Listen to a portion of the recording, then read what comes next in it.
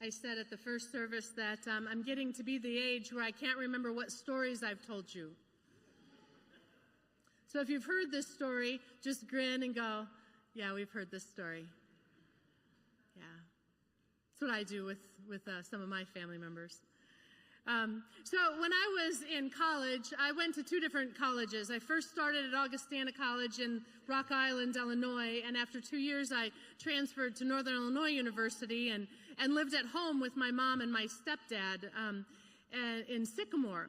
And it was the first time I'd lived in Sycamore, really, and that summer when I moved to transfer, and having grown up a major 7 miles away in the bustling town of Genoa.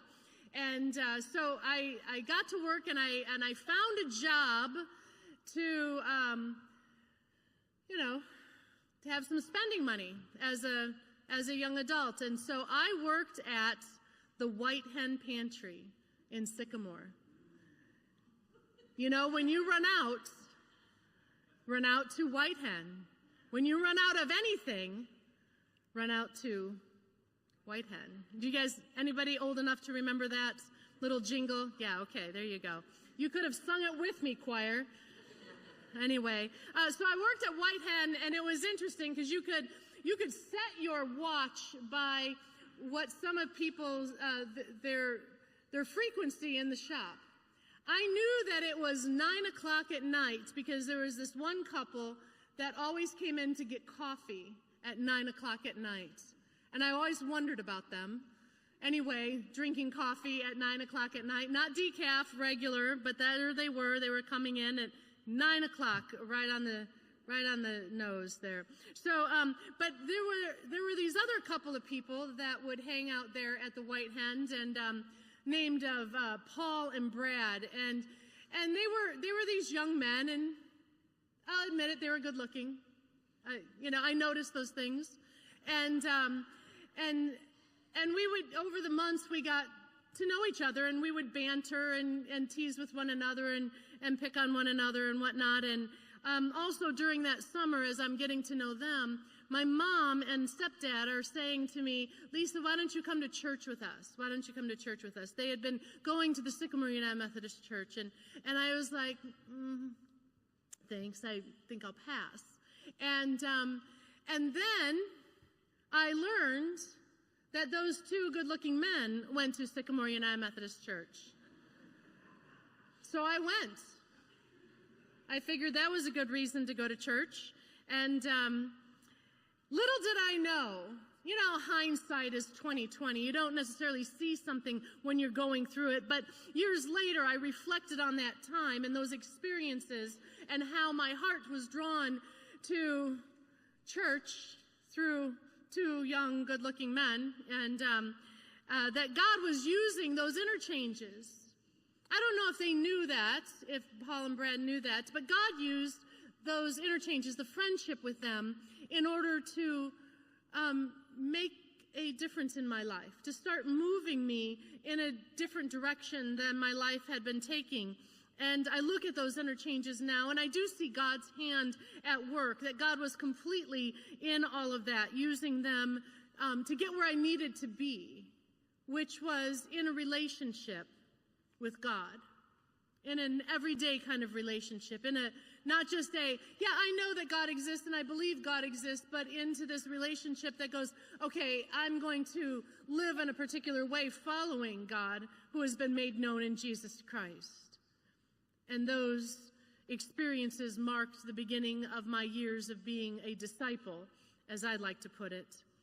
And I have come to understand that those experiences that I had with Paul and Brad at the White Hen Pantry that led me into going to church, that was a measure of God's grace that came before or went before me, if you will. God's grace was reaching out to me before I was aware of it. God's grace was reaching out to me before I knew I needed God's grace. God's grace was reaching out to me before I ever thought to reach out to God or respond. God was there at work. in my life. Fast forward a few years, a few short years, and I was in seminary, and I became so convinced of this, of that God begins the relationship, that I actually had a theological debate, an argument with my father. I was visiting my dad and his wife in California, and somehow, and it was the first time and the last time that I ever had a theological debate with my dad, and he was a preacher's kid, by the way, but he was convinced that the relationship, our relationship with God, begins with us, that we initiate the relationship. And I was convinced otherwise, that we merely respond to God's beginning of a relationship with us. That the things that we do in seeking out God are actually not the first step. God takes the first step toward us. And that is what we understand in our Wesleyan tradition, that is exactly what's called prevenient grace. It is a grace that extends toward us before we're ever aware of it. That God is at work. So my dad and I had this debate. I won. He wouldn't have admitted that. But anyway, like I said, it was the first and last theological debate I had with my dad. But it was an important debate for me. It was an important conversation for me, because what happens is that I'm a process thinker. Sometimes I don't know exactly what I think until it's coming out of my mouth. And that's how I process things. So in this conversation with my dad, I was able to articulate those things that had happened a few years prior in my life that had led me into the church and into this relationship with God. I saw that God had invited me first before I had reached out to God. And that's why I got into that debate with my father, because I understood that God reached out to me first, that God initiated the relationship. And that whole little debate with my dad helped me to articulate and understand the grace that I had experienced. I was able to articulate it a little bit better at that time.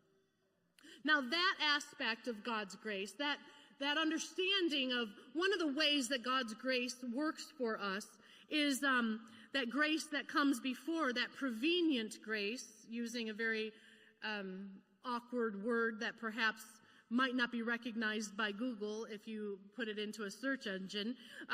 But that is understood. John Wesley helped us understand that God reaches out to us long before we are aware of our need for God.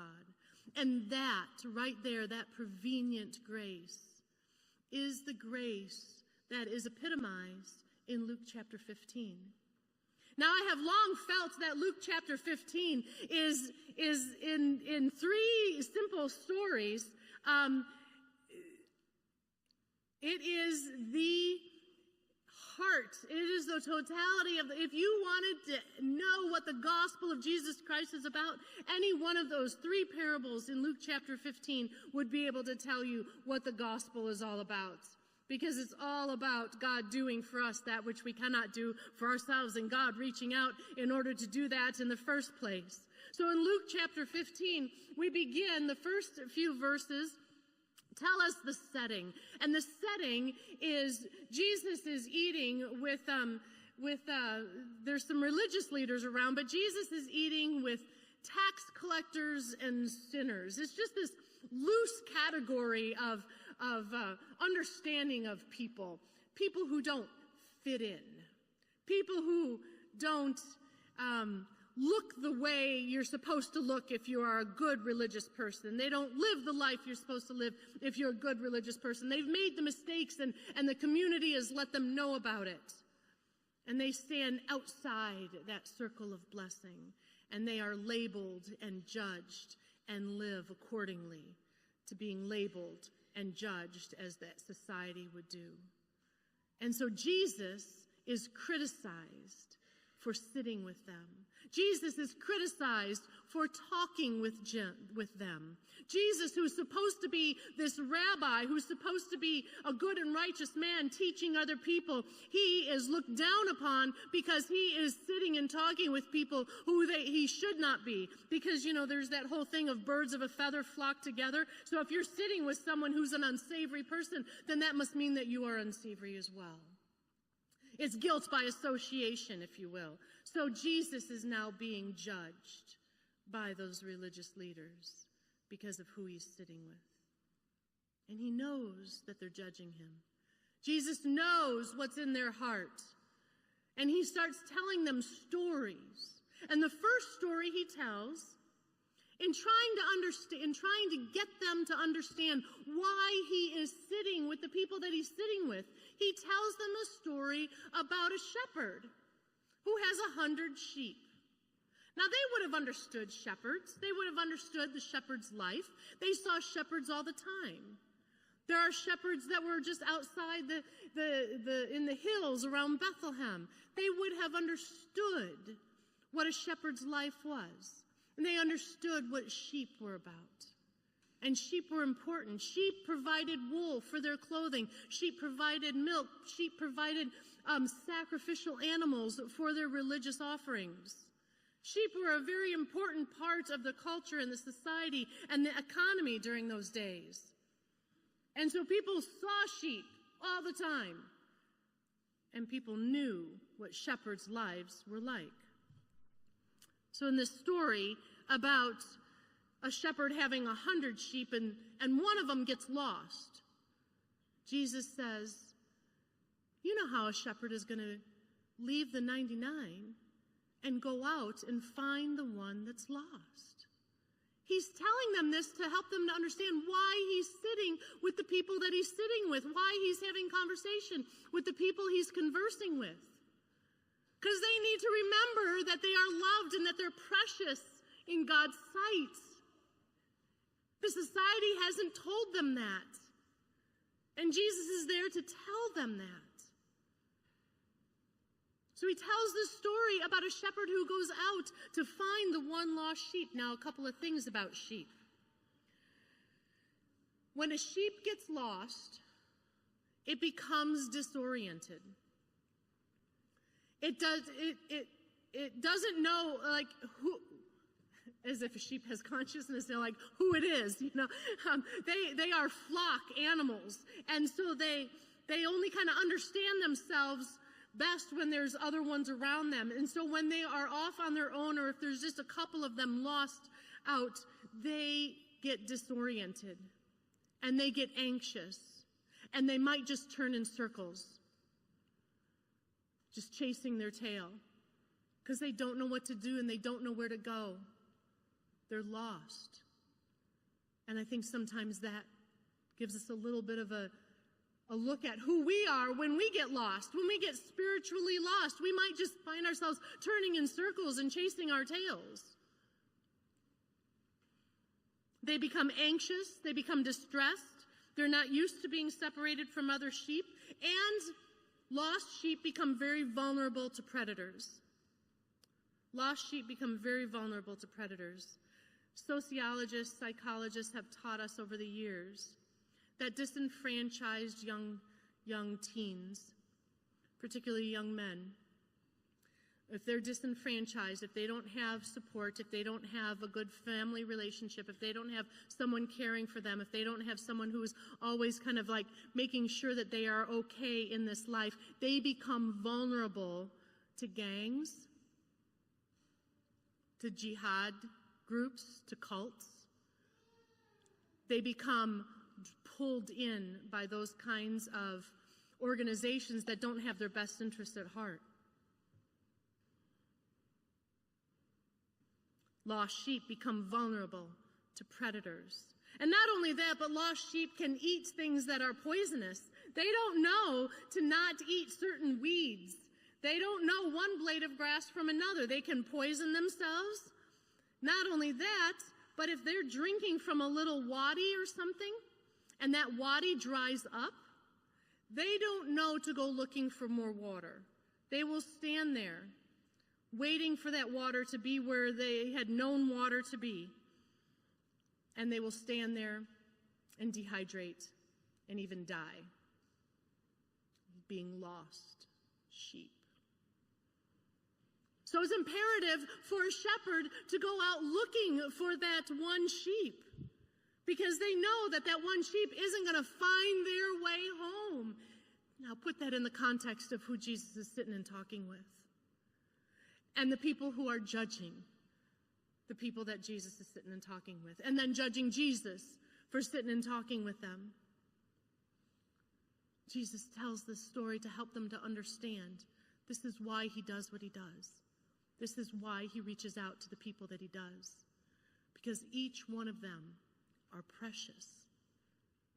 And they might not just find their way home, back into relationship with God on their own. They are precious people to be sought out and cared for. And I think about that as we think about doing church, being in ministry. How do we reach out to people? Who are we reaching out to? Who do we kind of not reach out to? This story should inform us how we reach out and who we reach out to. The grace that comes before. It is God's grace that comes to us, looking for us when we don't know how to become unlost. That's one thing.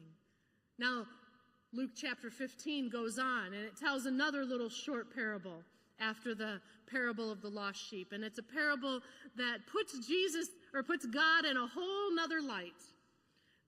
Tells us about God's grace that comes to us because God does want that relationship with us. So Jesus tells the story about a lost coin, about a woman who has lost a coin. And perhaps this is a little bit radical. I mean, we like to tell the story perhaps, but if you think about it, Jesus is telling a story making God seem like a frantic woman. Not even a chuckle? Yes, we understand frantic. No, I'm just kidding. But I think that's a radical thing to depict God as a frantic woman. Now, let me tell you a little bit about why this woman in this story is frantic. It's not just because she's lost a coin. I mean, I have a lot of lost coins. I put them in a jar, and then I go and cash them in thinking I'm going to go on vacation with them, and all I can end up doing is going to Wendy's with a jar of coins. It's not that kind of a coin. The story, as it is told, depicts a woman who is betrothed. And so God is being depicted as a betrothed woman. And a betrothed woman who has a headdress, some sort of a band perhaps that has coins on them. And it's given to her by her betrothed. And she loses one of those coins. Those coins depict her relationship with her betrothed. Think about that. Those coins would depict God's relationship with any one of us.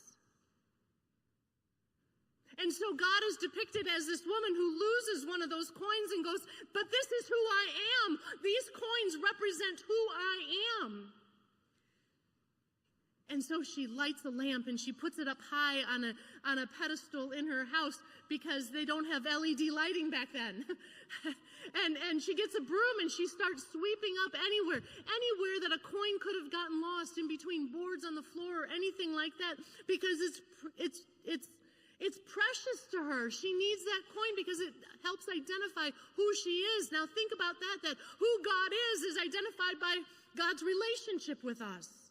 And God's going to do whatever it takes to find each one of us and bring us into relationship.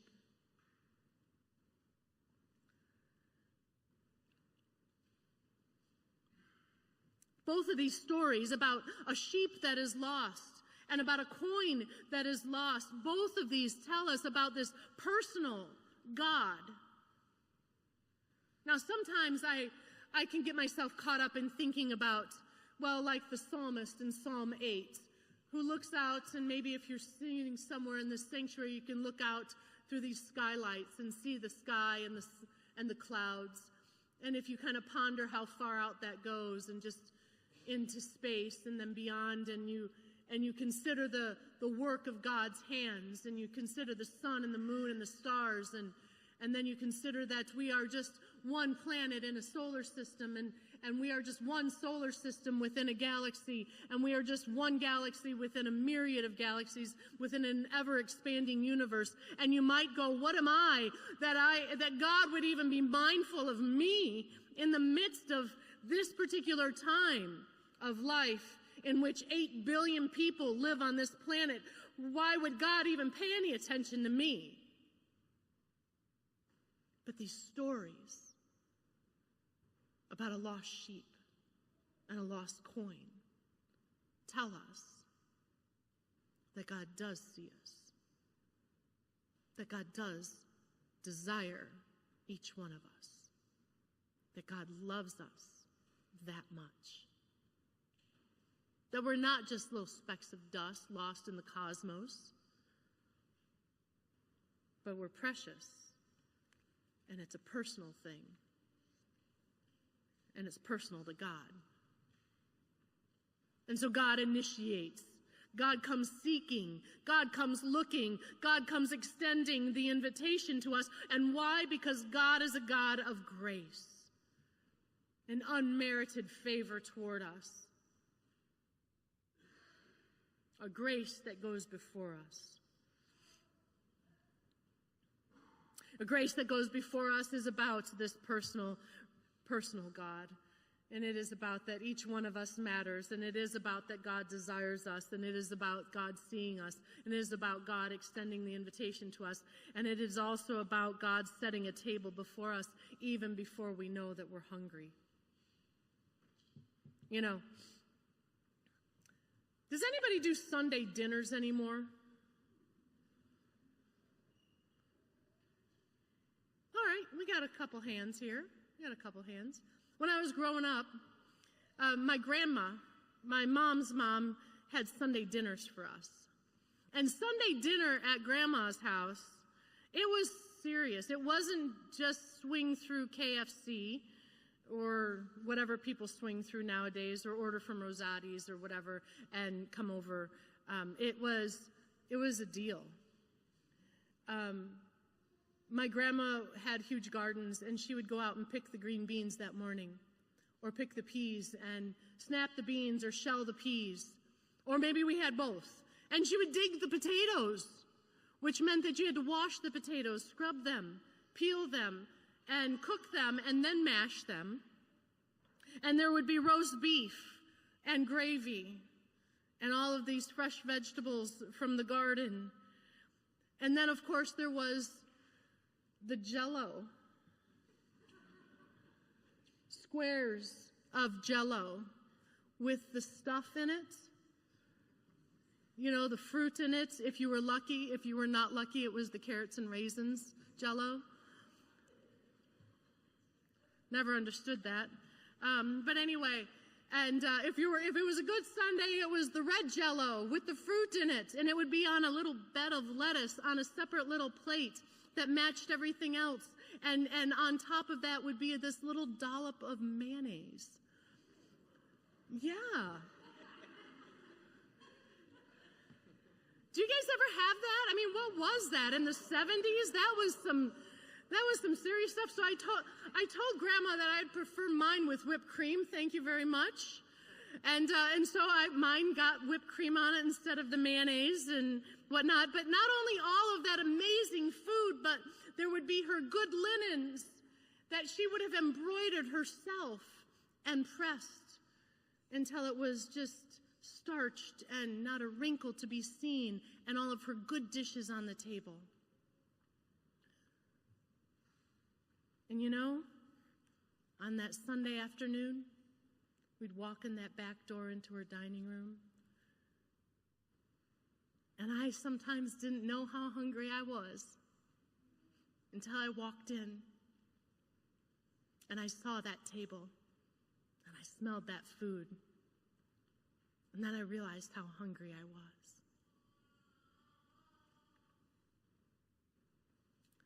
May it be the same for you as we gather around this table. Because this is a table that God sets for us, that God extends to us. It's a table of promise. It is a table that tells us that we're invited, each one of us by name. It is a table that always says that there's a place for each one of us at that table. And it is a table that extends all the way into eternity. It is a glimpse of a heavenly banquet that God sets for us. Talk about grace. Being invited to a meal like that, in which someone puts out their best. That's what this bread and this cup is about.